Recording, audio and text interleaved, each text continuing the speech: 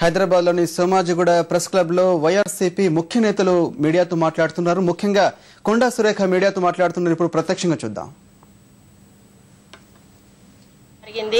మరి దాని తర్వాతనే మేము నిన్న ఉదయం ఒక లెటర్ కూడా విడుదల చేసినాము. మరి మేము ఏదైతే విజయమ్మ గారి ముందు మాట్లాడినప్పుడు ఆ లెటర్ విడుదల చేయొద్దు పార్టీ తరఫున అని చెప్పి అడ్డు చెప్పడం జరిగిందో నిన్న రాత్రే వైఎస్ఆర్సీపీ మరి ఆ లెటర్ను కూడా విడుదల చేసిన విషయం మరి మీ మీడియా సోదరులందరికీ కూడా తెలుసు.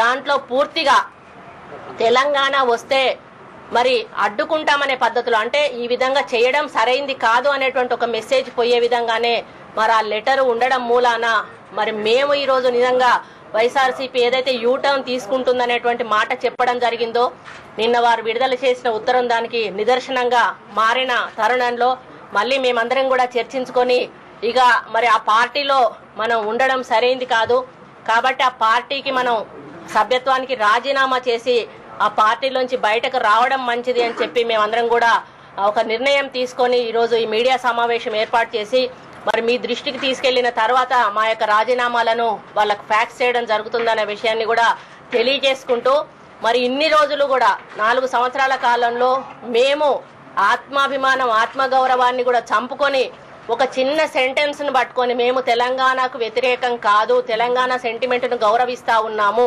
అనేటువంటి ఒక 2 సెంటెన్స్లను పట్టుకొని ఈ 3-4 సంవత్సరాలు కూడా మేము తెలంగాణ ప్రాంతంలో వైఎస్ఆర్సీపీని ప్రజల్లోకి తీసుకుపోవడం జరిగింది. మరి ఏ విధంగానైతే ప్రజలను మేము మరి ఆ మాటలతో మరి ముందుకు పోయినామో ఆ మాటలు ఈ రోజు వాళ్ళు వెనక్కి తీసుకున్న తరుణంలో మరి ఈరోజు మేము ఆత్మాభిమానాన్ని ఆత్మగౌరవాన్ని చంపుకోలేక మరి రాజశేఖర రెడ్డి గారి మీద అభిమానాన్ని మరి అలాగే మనసులో దాచిపెట్టుకొని మరి ఈరోజు వాళ్ళ కుటుంబం ద్వారా మాకు జరిగినటువంటి అన్యాయాన్ని మనం వ్యతిరేకిస్తూ ఈరోజు మేము పార్టీలోంచి బయటకు వచ్చి మరి రాజీనామా సమర్పించాలని నిర్ణయించుకోవడం జరిగింది. మరి మీరు నెక్స్ట్ క్వశ్చన్ వేయొచ్చు, మీరు ఏదన్నా పార్టీలో చేరుతారా ఏం చేస్తారా అనేది. మేము ఇప్పటి వరకు కూడా ఇంకా దాని మీద చర్చలు ఏం జరుపుకోలేదు. మళ్ళీ ఎందుకంటే ఈ 31 ఎలక్షన్స్ బిజీలో అందరూ ఉన్నారు కాబట్టి మరి ఈ రోజు సాయంత్రం అయినా రేపైనా కూడా మేము కూర్చొని అందరం కూడా ఏది తీసుకున్నా, ఎందుకంటే కష్టమో నష్టమో అందరం కలిసి బయటకు వచ్చాము. మరి రేపు తీసుకునే భవిష్యత్తు నిర్ణయాలు కూడా మరి కలిసికట్టుగానే తీసుకోవాలనేటువంటి ఒక ఆలోచనతో మేమందరము కూడా ఉన్నాము. కాబట్టి మళ్ళీ ఇవాళ రేపు కూర్చొని మాట్లాడుకొని మా భవిష్యత్తు నిర్ణయం ఏముంటుందో తప్పకుండా ప్రకటిస్తాము. ఇంకొక సంతోషకరమైన విషయం ఏంటంటే మరి ఈ రోజు మేము ఒకవేళ వైఎస్ఆర్సీపీలో ఉంటే ఈరోజు కాంగ్రెస్ పార్టీ ప్రకటించే తెలంగాణకు అడ్డుపుల్లగా ఉండేవాళ్ళము.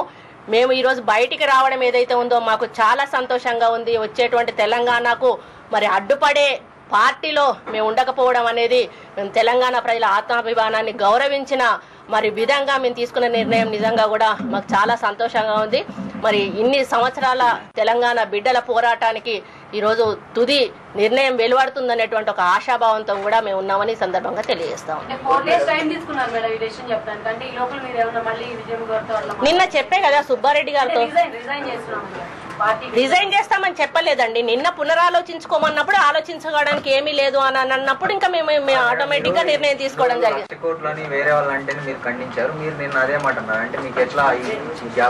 మాకు గ్యాప్ లో కాదండి, ఈ రోజు జగన్మోహన్ రెడ్డి గారికి మాలాంటి లాయల్ గా ఉన్న వాళ్ళు కూడా పోతా ఉన్నారు అన్నప్పుడు ఆయన ఏమాత్రం స్పందించకపోవడం ఏదైతే ఉందో మాలాంటి వాళ్ళం బయటకు పోతే వాళ్ళకు కొంత ఫ్రీడమ్ వస్తుంది అనేటువంటి ఒక ఫీలింగ్ అనిపించింది. అందుకే ఈరోజు కొండా మురళి గారికి ఏ విధంగా అనర్హుడు ఎమ్మెల్సీ ఇవ్వడంలో అటువంటి ఒక వ్యక్తికి ఇవ్వకుండా ఈ రోజు పార్టీకి సంబంధించినటువంటి వ్యక్తికి మరి ఆంధ్ర ప్రాంతంలో ఉన్న ఒక వ్యక్తికి ఈరోజు కట్టబెట్టినారు అంటే దాని అర్థం ఏంటో చెప్పాల్సిన అవసరం ఉన్నది.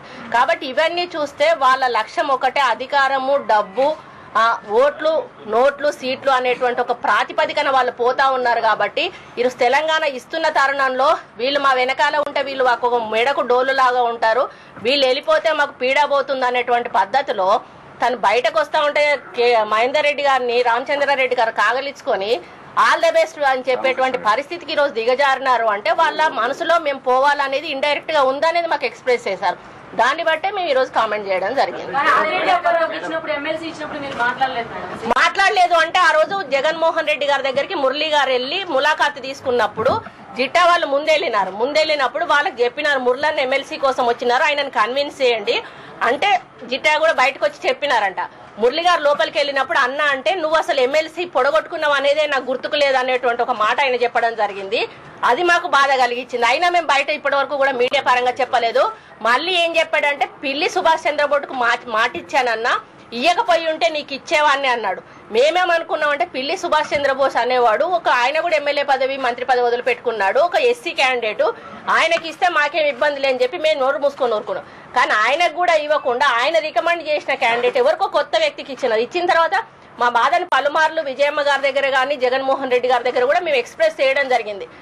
మనసులో దిగమింగుకున్నాం కానీ బయట పడలేదు మేము ఎప్పుడు కూడా, ఎందుకంటే పార్టీని ఇబ్బంది పెట్టే ఆలోచన మాకు లేదు కాబట్టి.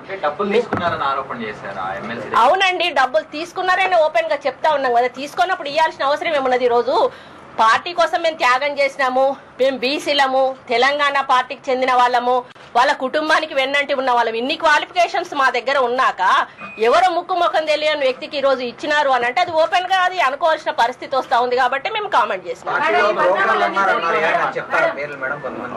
నిన్న TV9 లో దాదాపుగా మొత్తం ఎన్కౌంటర్ లో కొండ మురళి గారు మాట్లాడినారండి. నన్ను ఇంకా నా దగ్గర ఏం వేరియేషన్ లేదు. ఆయన మాట్లాడిన ప్రతి సెంటెన్స్ తోటి కూడా నేను ఏకీభవిస్తా ఉన్నాను. ఇంకా నేను వివరంగా చెప్పాల్సిన అవసరం లేదని నేను అనుకుంటాను.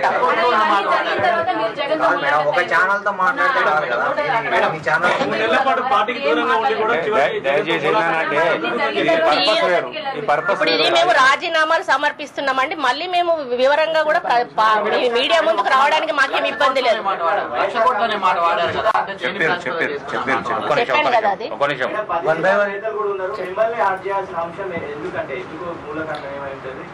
జగన్మోహన్ రెడ్డి వేదిక మీద ఉన్నప్పుడు కొండా సురేఖ వేదిక ఎక్కితే జగన్మోహన్ రెడ్డి గారి కంటే ఎక్కువ కొండా సురేఖను చూస్తే జిందాబాద్ కొడతారండి వైఎస్ఆర్సీపీలో. దాన్ని బహుశా ఆయన వాళ్ళు జీర్ణించుకోలేకపోయి ఉంటారు. నేను రెండవ స్థాయి నేతగా ఎదుగుతానేటువంటి ఒక భయం ఉంటుంది. జగన్మోహన్ రెడ్డి గారు జైల్లో ఉన్నారు. రేపు అధికారంలోకి వైఎస్ఆర్సీపీ వచ్చినా కూడా మరి నేనేమైనా వాళ్ళకి అడ్డవుతాననేటువంటి ఫీలింగ్ గాని ఉండుంటది. ఈరోజు జిట్టాకు నల్గొండ జిల్లాలో ఆయనకు ఒక గుర్తింపు ఉన్నది, మహేందర్ రెడ్డి గారికి ఈయనకు ఒక గుర్తింపు ఉన్నది, కరీంనగర్ లో ఆయన ఇట్లాంటి ఎవరైతే చరిష్మా ఉన్నటువంటి నాయకులు ఉన్నారో అటువంటి వాళ్ళను చరిష్మా తగ్గించే ప్రయత్నం చేసే దాంట్లో వాళ్ళు ఇది ఒక కుట్ర పన్నిందని నేను అనుకుంటున్నాను.